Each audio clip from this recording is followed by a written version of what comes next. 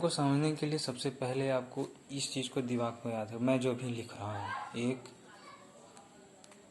मोल 6.02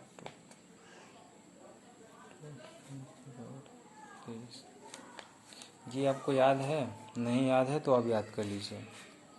इसको आप दिमाग में एक मोल बजते ही, एक मोल सुनते ही इसको मतलब आना चाहिए, तुरंत माइंड में आ जाना चाहिए इस चीज़ को।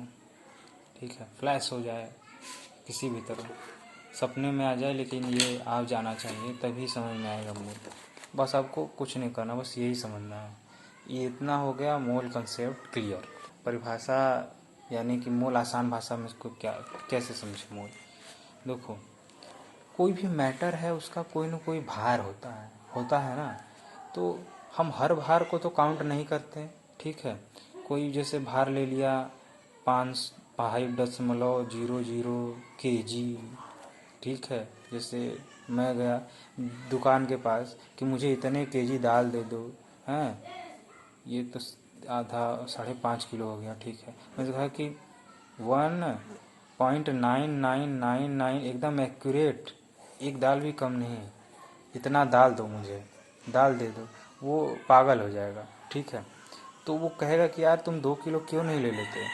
तो मतलब एक फिक्स अमाउंट है, 2 किलो फिक्स अमाउंट है, 1 किलो फिक्स अमाउंट है ना। 1 kg में आपका 1000 ग्राम हो जाता है। ठीक है, 1 लीटर में 1000 ml हो जाता है। तो इस तरह क्या है, ये सब फिक्स्ड है अमाउंट ना। उसी तरह मोल भी एक फिक्स्ड है, इसको मात्रा समझो। अब मैंने 1 kg लिखना है तो मैं 1 किलोग्राम लिखता हूँ। तो 1 किलोग्राम ना लिख के हम इस सिंबल का प्रयोग करते हैं, इस केजी का, इस लीटर का प्रयोग करते हैं, 1 किलोग्राम नहीं लिखते हैं। तो हम मोल को क्या लिख सकते हैं, मोल को लिखते हैं हम 1 NO बराबर 6.022 इंटू 10⁻23 जीरो, इसको जीरो पढ़ेंगे। 1N बराबर इतना होगा, कैपिटल में रहेगा ये। हाँ, तो इस मोल का ये मतलब है कि अगर मैं कोई चीज़ एक फिक्स अमाउंट में ले लूँ ना, तो वो एक मोल हो जाएगी। मतलब ऐसे, जैसे कि मैं ऑक्सीजन लेता हूँ। ठीक है, ऑक्सीजन ओ लिया। ठीक है, ऑक्सीजन में यहाँ पे आपको परमाणु द्रव्यमान याद रखना पड़ेगा, यानी एटॉमिक मास। एटॉमिक मास या परमाणु द्रव्यमान। ठीक है, ये आपको याद होना चाहिए इसके मोल निकालने के लिए। ठीक है, मोल को समझने के लिए मैं बता रहा हूँ, नहीं हुई याद रहेगा तो कोई प्रॉब्लम नहीं, मैं बता दे रहा हूँ। देखिए, ऑक्सीजन का परमाणु द्रव्यमान होता है 16, और इसको यू में मापते हैं। परमाणु द्रव्यमानों को यू में मापा जाता है। ठीक है, 16 यू। हाइड्रोजन का होता है 1 यू। ठीक है, कार्बन का होता है 12 यू। ठीक है, ये सब इसके मास हैं। ठीक है, ये यूं यूं जो है इसको मापते हैं, यू में मापते हैं। ठीक है, जैसे हम केजी में मापे ना, तो इसको ये एकदम परमाणु हैं। ठीक है, इनसे छोटा तो अब कर ही नहीं सकते अलग। तो ये परमाणु है, तो इनका भार जो है वो 16 यूं, 1 यूं, कार्बन का 12 यूं है। ठीक है, तो अब इसमें सिंपल मोल को समझने के लिए इसको यहाँ पे यूं लिख रखा है ना, तो इसको समझो कि यहाँ पे जी हो गया, यानी कि 16 ग्राम हो गया, 1 ग्राम हो गया हाइड्रोजन का 1 ग्राम, कार्बन का 12 ग्राम, कार्बन का 12 ग्राम। तो यानी अब यहाँ से इस ग्राम में समझो कि इस 12 ग्राम का मतलब है इस 12 ग्राम में इतने अणु आएंगे। तो ये 12 G भी बराबर इतना हुआ, 1 G बराबर भी इतना हुआ, 16 G बराबर भी 1 मोल हुआ। ठीक है, 16 G है ना, 16 G।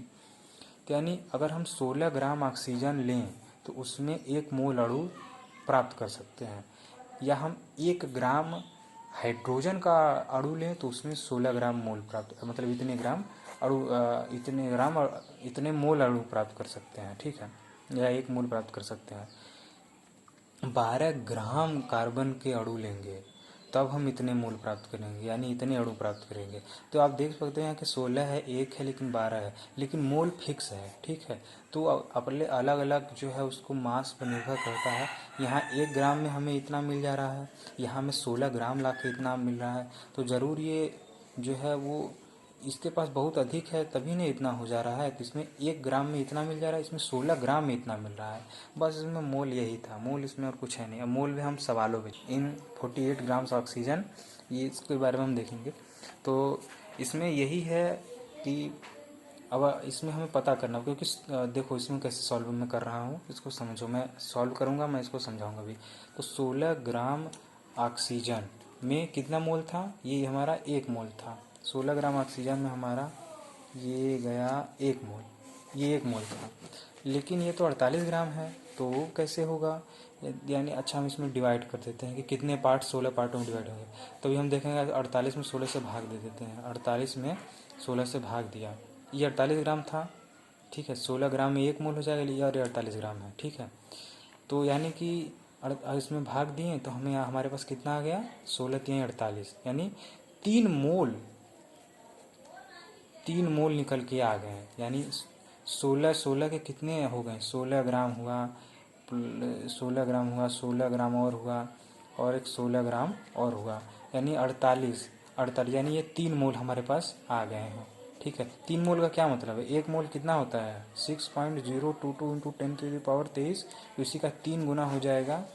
इतने अणु होंगे, इतने अणु होंगे और मोलों की संख्या मैंने इतना निकाल दिया। तो ये सिंपल रहा।